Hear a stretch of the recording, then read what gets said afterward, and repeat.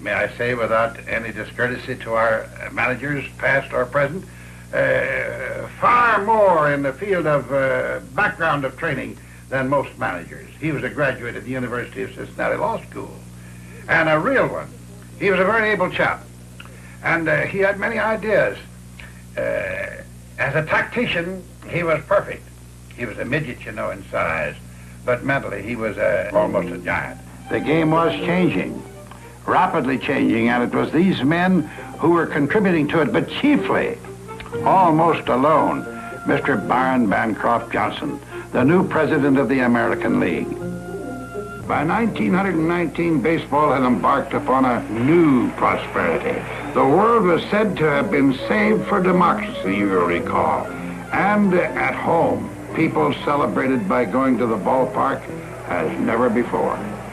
The 1919 World Series, the great teams, the Chicago White Sox and the Cincinnati Reds. Chicago highly favored, and then everything happened. The White Sox faltered, or did they? This series is lost to Cincinnati. It seems a natural upset, and yet, a year later, the series is baseball's biggest scandal, due to one man and one man only, the insistence of Ben Johnson that something was wrong. And then came Judge Landis into the picture. He relieved Mr. Johnson of all authority and really expelled all the guilty players for lifetime, including a very drastic penalty that is almost ununderstandable by some of us in America in regard to Joe Jackson.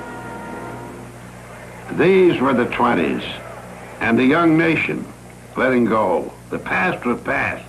The byword was action, and what happened was scintillatingly attractive. A new breed of heroes accommodates the scene. On the range, Tom Mix. In the streets of reality, the bootlegger.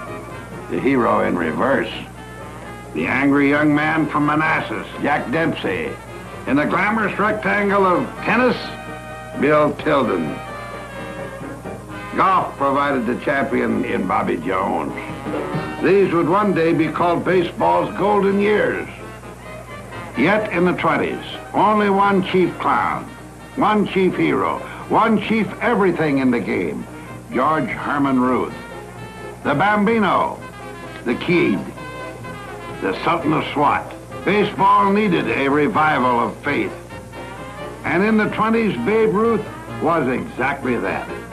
A necessary focal point of public confidence and adulation. He was the Babe. Honest, outspoken, and with the Babe to believe in, baseball went on. For Babe Ruth, every honor.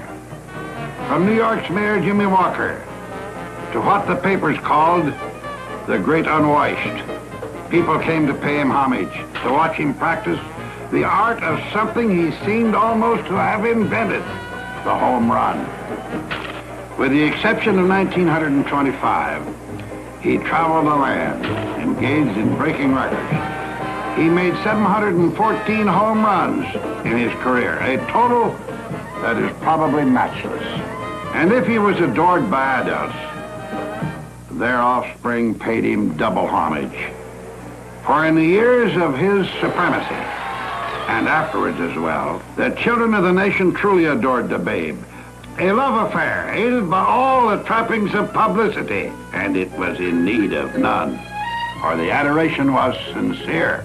And it's not too much to say that Babe Ruth always responded so warmly. Oh, and the press, Damon Runyon, and Grantland Rice, Granny, and Arthur Bugs Bear. They spanked him, but they loved him. They reported his triumphs and his ills. Often they disapproved, but they too were in love with the Babe. Inevitably, his glory was supplemented by celluloid, Hollywood. A career punctuated with a series of monumental paychecks, distinguished only by The spectacular ineptitude of the leading man.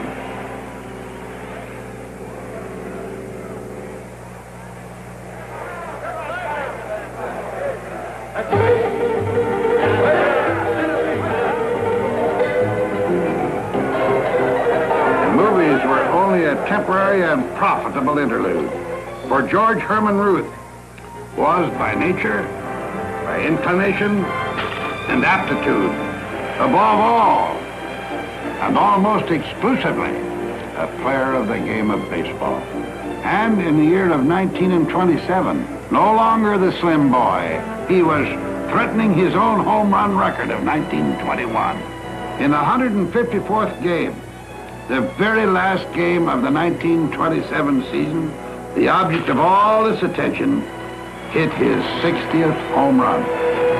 This was perhaps the apex of baseball appeal in the 1920s.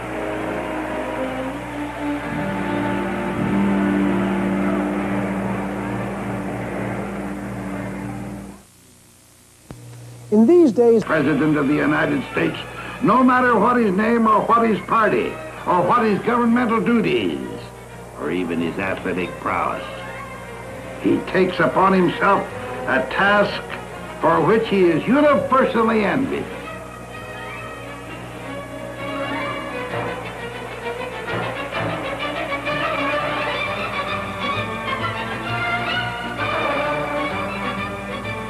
A happy ritual, this throwing out of the first ball.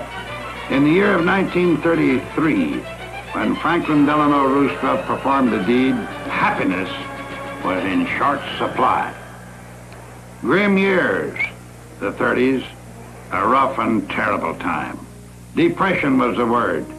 Bread lines, apples on street corners. Oh, all the cliches of economic upheaval. With baseball upheaval as well. Attendance down, receipts dropping off. But baseball still optimistic, changing. Lou Gerhig was in his prime now. And Babe Ruth was almost America's #1 export. $80,000 a year, a lot of money at that time. More than former President Hoover, just defeated in 32, of whom the Babe was said to comment, well, I had a better year than he did. So he had. And of course, fresh faces.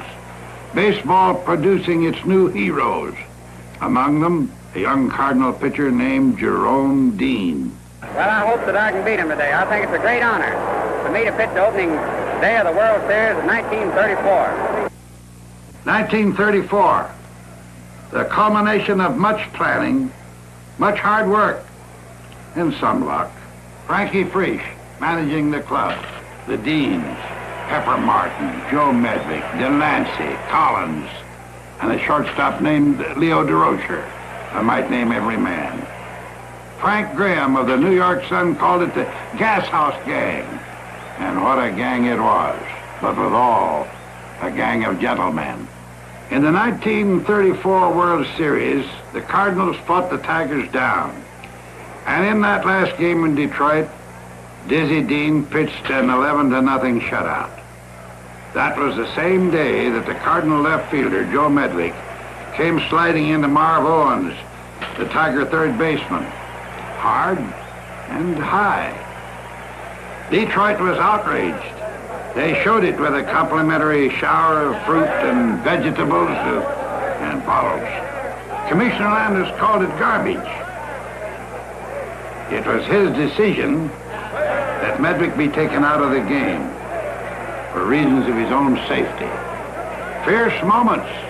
Fierce. Later, in the final play of the game, Owens of Detroit grounds out to short, and the game is over.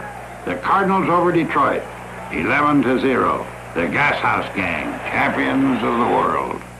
Like Ruth, neither of the Dean boys was overly afflicted with the gift of modesty. Well, Paul, we ought to win 45 ball games this year. I think we will, Diz. If you'll win 35, I'll take care of the rest. Nice going, boy.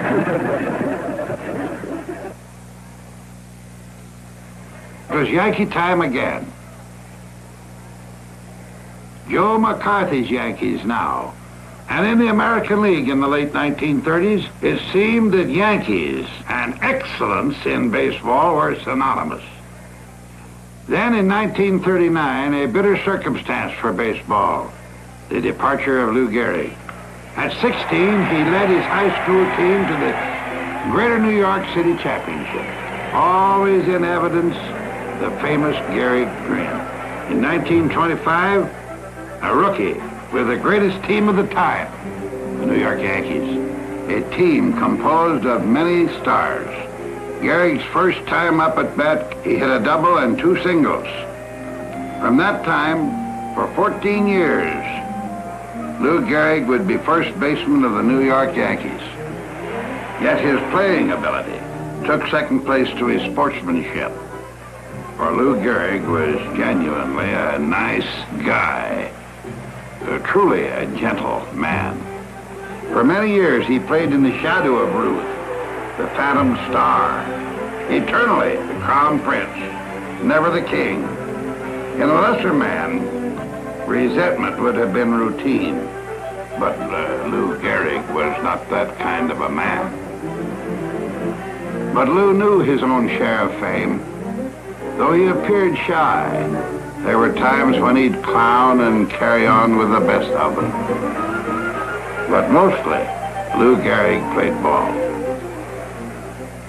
Then, Tuesday, May 2nd, 1939, after 2,130 consecutive games, Lou Gehrig pulled himself out of the Yankee lineup.